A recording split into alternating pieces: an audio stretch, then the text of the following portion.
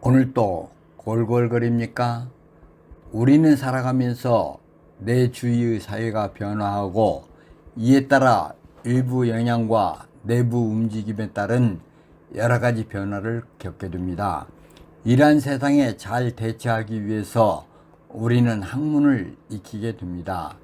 그리하여 세상을 바라보는 눈, 세계관에 대하여 각자가 정립하게 되는 게지요.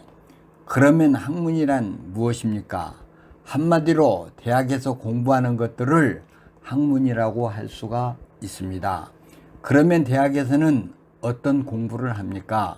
대학에서는 인문계, 사회계, 경영계, 자연계, 예로 물리, 과학을 따지는 것, 그리고 이학계, 예로 수리, 산수를 따지는 것, 더 나아가 공학계, 의학계 등 무수한 분야의 학문을 하고 있습니다.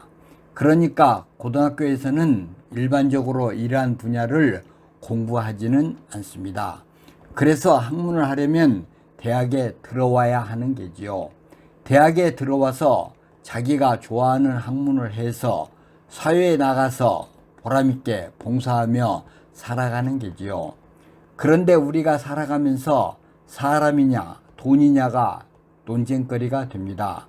다시 말하면 존재냐 물질이냐가 중요하다는 말이지요. 그래서 소크라테스는 모함을 받고 악법도 법이다라고 하면서 독약을 먹고 죽었답니다. 그러면 소크라테스의 이러한 행동이 맞을까요? 안 맞을까요? 지금까지 이것이 우리들에게 논쟁거리가 되어 왔습니다. 그러면 여기서 나의 기준은 뭐냐는 게지요.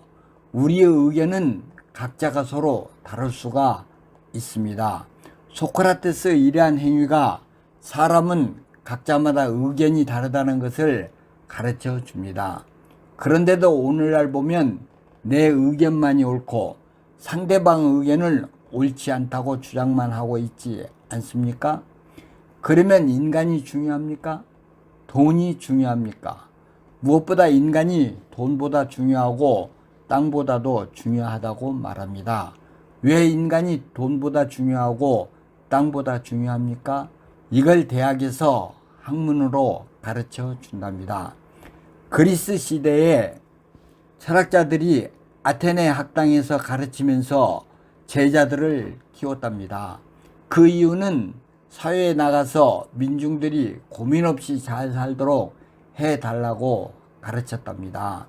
그런데 정경사, 즉 정치, 경제, 사회를 가르쳐주고 의학기술을 가르쳐 주었더니 사회에 나가서 사회를 봉사하는 것이 아니라 노략질을 하더라는 것입니다.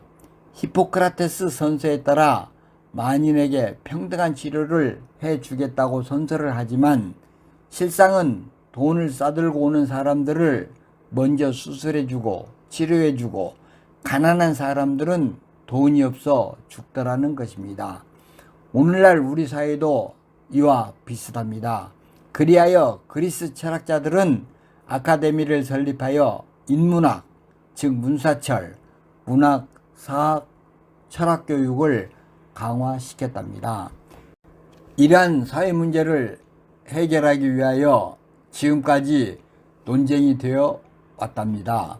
해결은 참된 인식을 찾아가는 과정으로 문답에 의해 진리에 도달하는 방법, 즉 변증법을 제시했습니다. 변증법이란 세상의 모든 것, 즉 인간, 자연, 사회도 그 어떤 것도 고정불변이 아니라 정반합의 법칙으로 끊임없이 변화한다는 게지요. 다시 말하면 변증법은 문답, 즉 대화를 통해 진리를 찾아가고 진리가 아닌 불확실한 것들은 가지치기를 한다는 뜻이랍니다.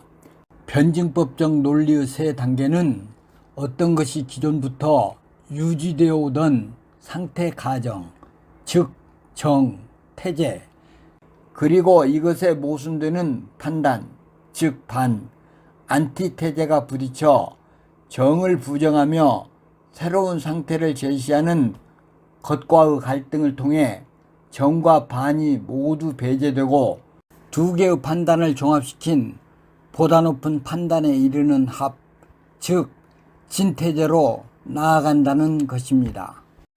그런데 이 합 또한 모순적 한계를 가질 수밖에 없기 때문에 합은 또다시 새로운 정이 된다는 겁니다. 이러한 식으로 정반합이 반복하다 보면 진리에 가까워질 수 있다는 것이 변증법의 이론이랍니다. 인류 역사는 이와 같이 변증법적으로 발전한다는 게지요.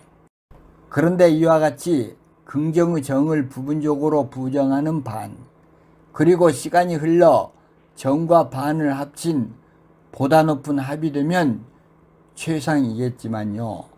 인류 역사를 보면 반으로 끝날지 합으로 끝날지는 알 수가 없지요. 보다 높은 합은 거의 불가능하고 반 또 반으로 원상회복으로 반복되는 것이 아닐까요?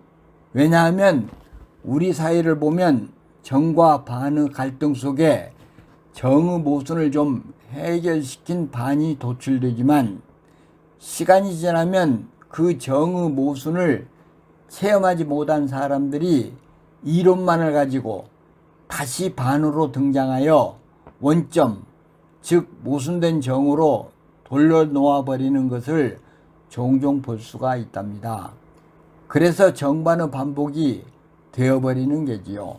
예를 들면 인류 역사에서 선대들이 악몽 같은 엄청난 희생과 대가를 초래한 전쟁을 경험하고 평화를 추구해 놓으면 다시 전쟁을 경험하지 못한 후 세대들이 전쟁론자로 등장하여 평화를 깨뜨려 버리는 결과를 초래하기도 하지요. 다시 말하면 합은 잠시이고 정반의 상황이 계속 번갈아되는 것이 아닌가 생각해 봅니다. 그런데 오늘날 자본주의 사회에서 보면 정신적인 존재의 명분보다는 현실의 물질적인 진리가 더 강하게 작용하는 것 같습니다. 현실의 진리가 모든 것을 다 빨아들여 버린다고나 할까요? 즉 포이에르바가 주장한 것처럼 오늘날 정신보다 물질이 세계를 구성하고 지배하며 이끌어 간다고나 할까요?